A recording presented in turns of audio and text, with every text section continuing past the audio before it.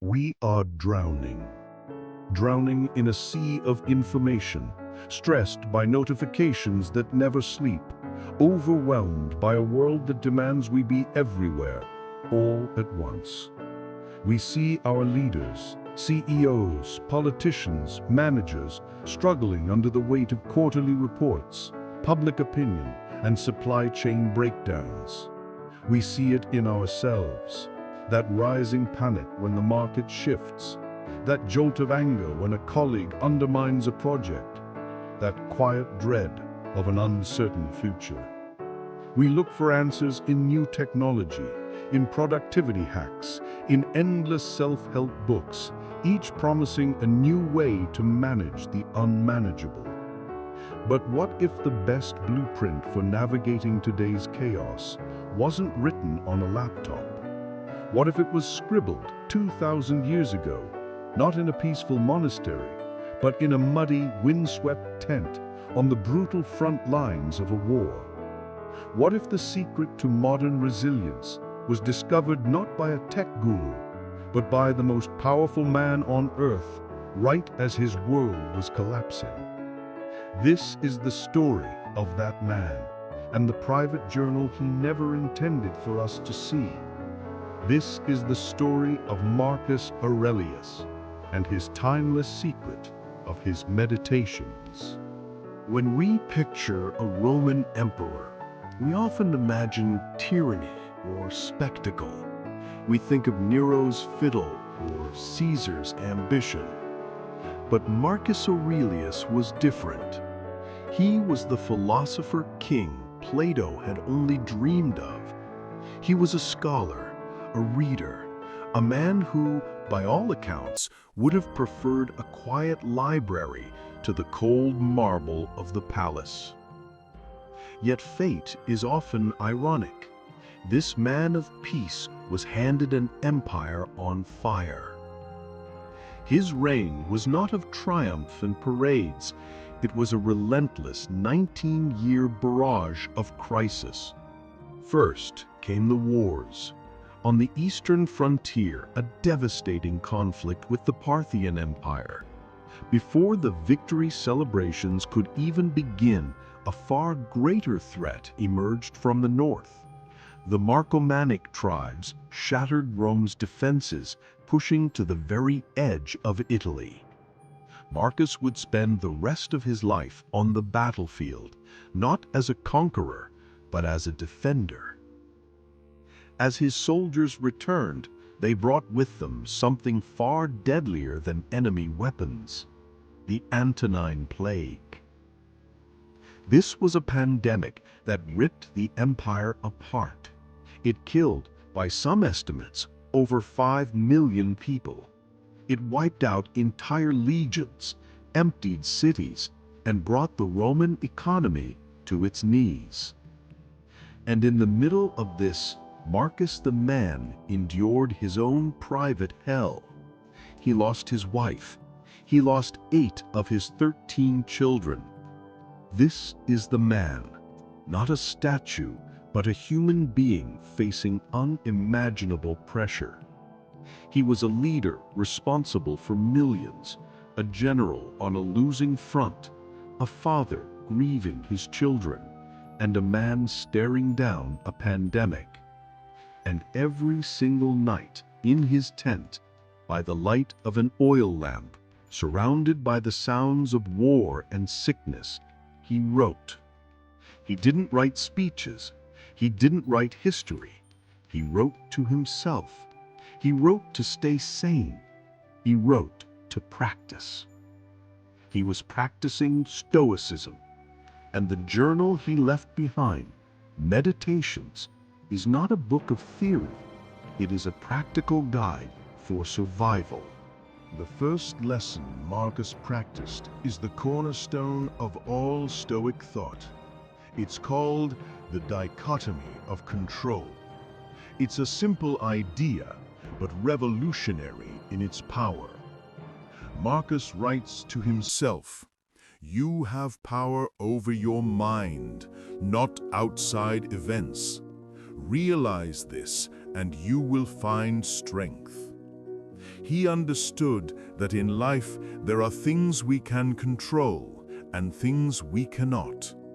We cannot control the economy, a global pandemic, what other people say about us, the fact that a critical shipment is stuck in port, the weather, the past. We can control our thoughts, our judgments, our responses, our decisions, our actions, our integrity. Most of our anxiety comes from trying to control what we can't. We waste precious energy raging against reality. Modern scenario. Imagine a modern CEO. Her company's stock is plummeting due to a market-wide recession. The media is attacking her. Her board is panicking. The untrained leader obsesses over what she cannot control. She reads every negative article. She yells at her advisors. She is paralyzed, reacting to every piece of bad news. The Stoic leader, the Marcus Aurelius of today, practices the dichotomy of control.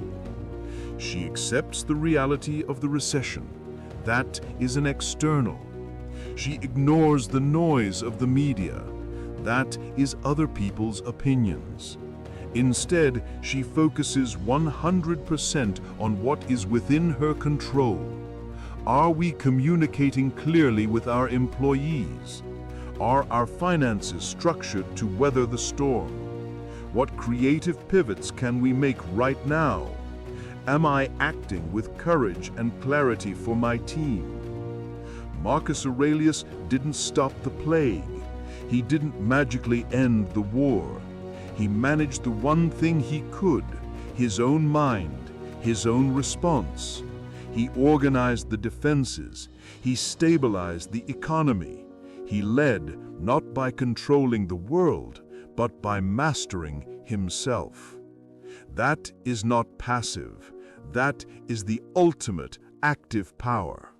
But what about those disasters? The plague, the war, the betrayals? Simply accepting them isn't enough. Marcus took it a step further.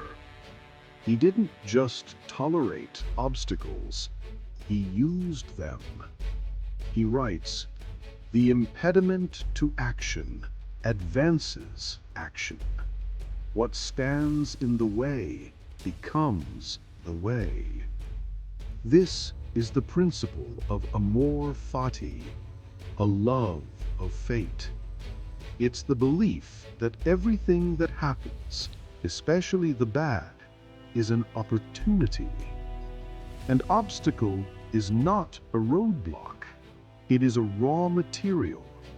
It is a chance to practice a virtue. When a general betrayed him and tried to usurp the throne, Marcus wasn't consumed by rage. He saw it as an opportunity to practice forgiveness. When the plague killed his people, it was an opportunity to practice courage and compassion. When his body ailed him, it was an opportunity to practice endurance. Think of a product launch. A team has worked for a year on a new piece of software. It launches, and it's a complete failure. The reviews are terrible. The servers crash. The untrained team sees a disaster. They blame, they despair, they quit. The Stoic team sees the obstacle as the way. The terrible reviews, that is not failure. That is critical, unfiltered data, an opportunity to practice wisdom. The server crash, an opportunity to rebuild the infrastructure stronger, to practice excellence. The angry customers, an opportunity to show world-class customer service and build loyalty, to practice temperance and kindness. The failed launch becomes the very thing that makes the product unbeatable in version 2.0. Marcus Aurelius, surrounded by chaos, saw every external problem as an internal assignment. The war was his chance to be brave. The plague was his chance to be just. The obstacle was his way. But leadership is exhausting. Constant crisis wears down the soul. How did Marcus prevent burnout? How did he handle the petty daily frustrations, the annoying politicians, the incompetent subordinates? He practiced a mental exercise we now call the view from above. In his journal, he would zoom out. He'd imagine himself floating up, looking down on his own body in the tent, then higher, seeing the whole battlefield, higher still, seeing the entire globe, a tiny ball in the dark. He'd see all the things of today, yesterday, and tomorrow. Swarms of men, armies, cities rising, falling. From that vast cosmic perspective, how small his problems seemed. How petty is the argument with that senator when seen from the orbit of the moon. How insignificant is a personal insult when measured against the lifespan of a star. This was not to make him feel small. It was to make his problems small.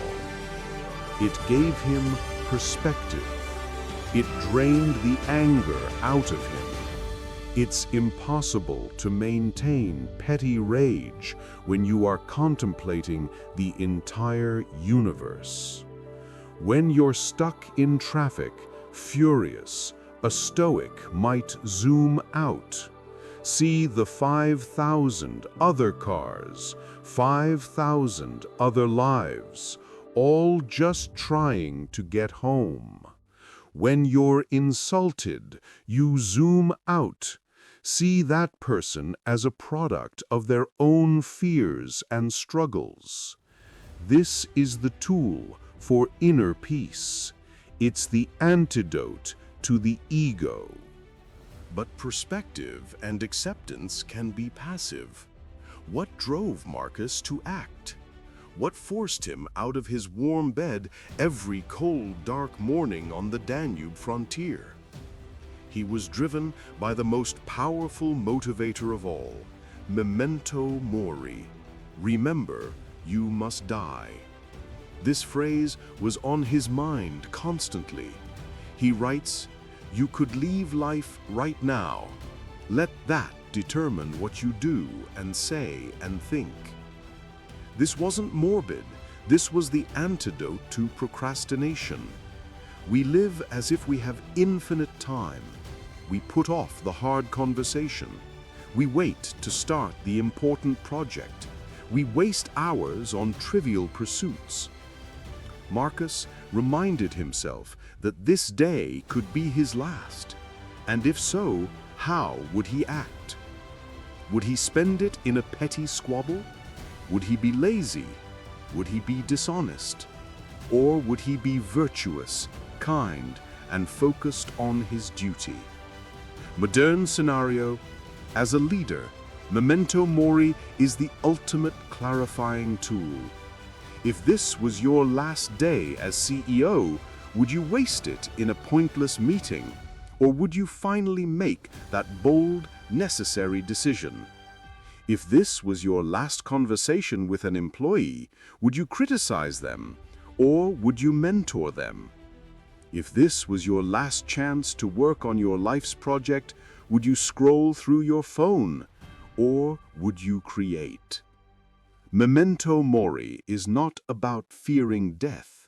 It's about loving life. It's about using the sharp, finite edge of mortality to cut away everything that does not matter.